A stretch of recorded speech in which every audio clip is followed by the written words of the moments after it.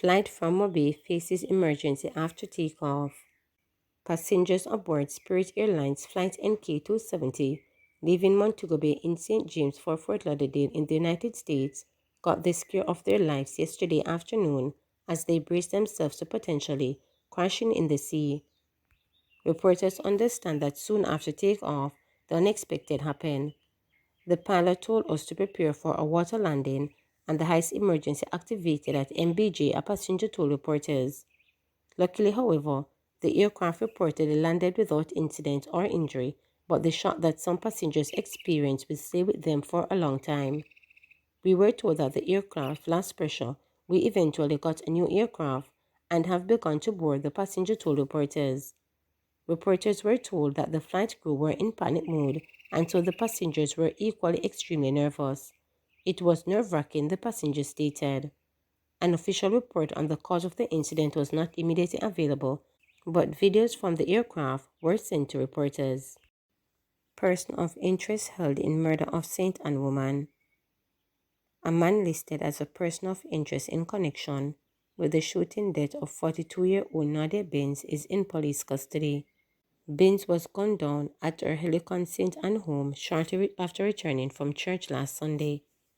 According to the police, the man identified as Randy Tail was taken into custody on Friday following a dragnet in Discovery Bay in which 6 others were arrested. Police had previously issued a public appeal for Tail to report to the station for questioning about the death of Benz. It is understood that Tail and Benz shared a child together. PM's uncertified statutory declaration should disqualify him, Golden fires back. President of the People's National Party PNP Mark Golden has said that Prime Minister Andrew Holness should be disqualified from his post due to his uncertified annual declaration. Golden made the comment while speaking at the PNP's Papin Divisional Conference on Saturday at the University of the West Indies. The Prime Minister himself, his annual declarations cannot be certified and published in summary form by the Integrity Commission 3 years, Golden stated. That alone disqualifies him from being Prime Minister, Golden added. Golden told comrades that the party's performance in the local government election, coupled with the pending general election, has the ruling Jamaica Labour Party worried. The PNP is back, declared Golden. Them a try and deflect from the real issues of the day, them under whole heap of pressure. The local government election mashed them up and mashed up them vibes because Jamaicans show them that they are serious, he added. According to Golden, the ruling party has run out of ideas. He then added that the mission of his party was to fix Jamaica. They really have nowhere going. They have been unable to deliver high levels of economic growth. We set the economy on a stable trajectory, a stable path, bringing down the public debt. It started under our watch. Enough sacrifice the Jamaican people make for that to happen. Good management, good policies, and they have maintained those fiscal policies to keep the debt going down, that they can't deliver any kind of growth that can lift our people, lift our country from where it is now to a place where they really have prosperity, Golden stated. Comrades, we have to fix Jamaica. This is our mission. This is our responsibility, Golden added. Golden also used the occasion to reiterate that not only was he born and raised in Jamaica, but had a family legacy through his father that showed him commitment to the country, citing the John Golden Rehabilitation Center and the Hope Valley Experimental School. Controversial Cleric's last ride.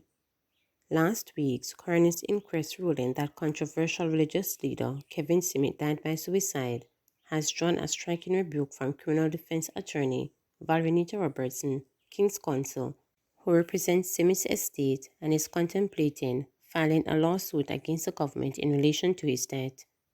If the man assaulted the police and that caused the accident, how do you come up with suicide? Nita Robertson questioned during an interview to reporters on Friday. That's rubbish. That's absolute rubbish, she fumed. Nita Robertson complained too that neither of Smith's attorneys nor his family were notified about the coroner's inquest. There is Mr. Henry McCurdy in Montego Bay, who was on the case, and there is me, right? And these things are held and there is nobody to watch the proceedings and to see the people's interests are protected, she stated. Of course, if it's suicide, then a lawsuit cannot succeed against the government. During the coroner's inquest, it was outlined how, seated on the back seat of the police car, heading towards Kingston on October 25, 2021, Simit delivered 3 frightening warnings to the policemen who were escorting him. Simit, whose hands were shacked with cuffs because they were too large for the particular handcuffs, were sandwiched between Andre Ruddock, one of the parishioner, and Public Constable Orlando Irons. The religious leader and Ruddock, who were suspects in an alleged deadly ritual at Simmons Church, Pathways International Kingdom Restoration Ministries, were being transported by Irons along with Constable Brian Harrison and Trevon Gordon from their jail cells in St. James to Kingston offices of the Major Investigation Division to face criminal charges. Officers, I guarantee you that this car will not make it to Kingston today, Simit said twice, according to sworn witness statements given by Harrison, the driver of the car, and Gordon, who was seated in the front passenger seat. The statements, which were obtained by reporters, provide a glimpse into the final moments before the charismatic Cleric perished, along with Irons, in a 3-vehicle crash along the Linstead Bypass Road in St. Catherine on October 25, 2021. Irons then said to me, Harrison, you hear that? And I replied, yeah man, me hear him. Harrison said, recounting Timit's first warning, which came after a brief stop at a St. Anne gas station to buy him a bottle of water. However, he said he looked at Simit and his hands through the rear view mirror to ensure that they were secured cuffed, and instinct was. Minutes later, as the vehicle made it through Stairtown, also in St. Anne, Harrison said he heard Simit singing very loudly and speaking in unknown languages before repeating his earlier warnings. Whilst traveling through the Charkey Hill community, I heard Mr. Simit utter the following words: Officer, this car not making it into Kingston today, for a second time, and he started to sing loudly again. The statement read. Gordon's statement said, my colleagues and I did not respond to Simit's comment. The theme was directed by a detective inspector to use the Old Patriotic Road through St. Anne and not the North-South Highway, as no administrative provision was made as it relates to toll fees or toll passes, and he does not have any money to pay the fee for 3 service vehicles, Harrison's statement read. According to both constables, Simit continued to sing loudly and spoke in an unknown language until the doomed Toyota Corolla crossed over into St. Catherine, where the clerk delivered one final warning as the vehicle approached the Linstead runabout heading towards Bagwalk. Harrison said, I then heard Mr. Smith saying, this is my parish of birth. I must die in my parish. Gordon's statement quoted Smith as saying, this is my parish. My family is from St. Catherine, and I want to die in this parish. The cleric then requested a bathroom stop, complaining that he could no longer hold his urine and was about to wet himself, Gordon recounted. He said Harrison responded by telling Simit, kindly stop the talking, we will stop in time. Gordon said he telephoned the team leader, a police corporal who was traveling in a second vehicle, to alert him to Simit's request when he suddenly heard Constable Iron shout out, man wayado.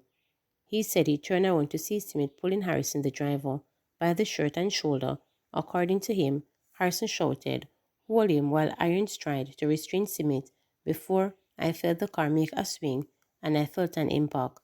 I must die in my parish.